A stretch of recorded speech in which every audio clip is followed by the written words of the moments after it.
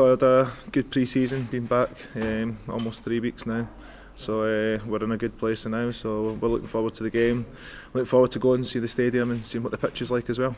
What will be success for Celtic in Europe this season? I think we need to take it one game at a time. I think we need to try and get through this qualifier and get a good result over here and then go back to Celtic Park next week and take it from there as well. You're getting used to all these qualifiers now at the very start of the league season, if you like, or the season.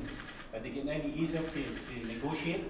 It's always hard, especially after you only get 2-3 weeks off and then you come straight back in it. So the lads have looked after themselves, they came back in good condition as well. So no, we're looking forward to the game. That's the main thing for us. It's about trying to get into the Champions League. It's pushing this game as far as we possibly can, especially getting the away leg first, which hopefully benefits us. Does it feel like you've had a break? Yeah, I've seen a little bit of the sun and hopefully see a little bit of the sun tomorrow as well. So no, for us it's getting harder and harder as the seasons go on. The season's getting longer, but it's part and parcel of what we have to do to try and get into the Champions League, and we want to be in the Champions League, and we think this club deserves to be in the Champions League, so we need to make sure that we do the club proud.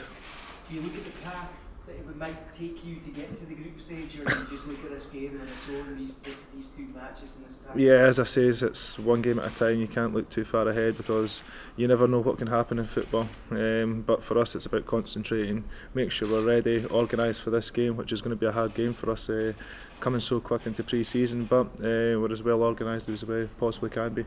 The manager said it's like almost a quarter of a season to get to the group stage of these tournaments these days. For a club like Celtic, does it feel as though it's unjust, if you like, that you're having to do this? Yeah, especially as champions of Scotland, especially when I first signed here.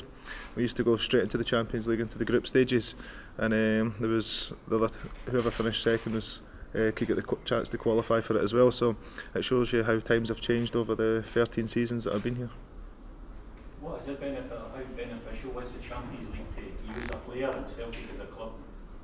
It's huge for me. For me, you want to play against the best teams and the best players in the world, and there's no better place to do that. That's why I signed for Celtic so many years ago, to play in these competitions. But for the club, it's huge, and as in money, sponsorship, as in putting ourselves out there for everyone to see what a top quality team and club that we are. But we need to make sure that we get there in the first place, and then we go out and show people. Champions League a big part of what keeps driving you on? Yeah, a lot of players come to Celtic because they see Champions League nights, they see what it's been like, especially 2 seasons ago when we were playing against Man Cities and PSGs and teams like that. So people thrive off that, the fans thrive off that, and we want that atmosphere again at Celtic Park. Kieran Tierney's obviously been on the back pages just about every day this summer. Have you had a wee word with him, or? I've had loads of words with Kieran. No, he's fine. He's injured now, so there's not much that he's been doing. He came away pre-season with us for a little bit. He's back home just getting some treatment now, but no, he's handling it really, really well. He's a top quality player, and top quality players are always going to get speculation from other clubs, and that's what you expect. And especially us being so successful in the last couple of years as well, and people want to take your players, and we've had a great manager, and now we've got another great manager in as well. So here's hoping we can keep going and keep rising on the success that we've had.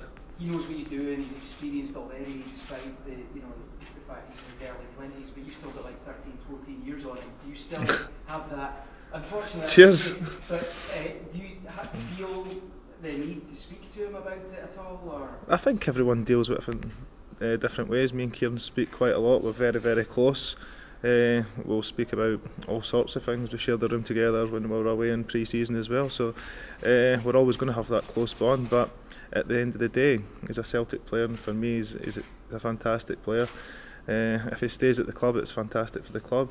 If he goes, it's fantastic for him and for his career as well. But as it stands now, Kieran's a Celtic player, and here's hoping he can stay.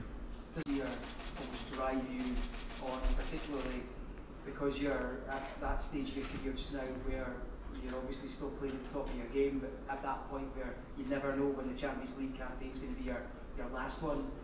Does what happened in Athens last year drive you on personally? I think what happened in Athens last year, it was hard to take for everyone, and we thought we were the better team over 2 legs. We just couldn't get the ball in the back of the net. We've played some great football, and we were just unlucky with a few injuries as well for a couple of the lads that they couldn't quite make the game. But it's always lying in the back of your mind that we're that away from getting into the Champions League, and especially the home game we played really well. We just couldn't get over the line, but at the end of the day, it's always, as I say, it's always lying in the back of everyone's mind, and that's the things that drive us on to try and get into the Champions League. What do you know about Sarajevo? We've watched them. They're very direct. They're tall, they're physical, but yet again they've got some quality players. They've got a couple of good wingers that are quite tricky, want to put the balls in the box earlier, so we're looking forward to the challenge.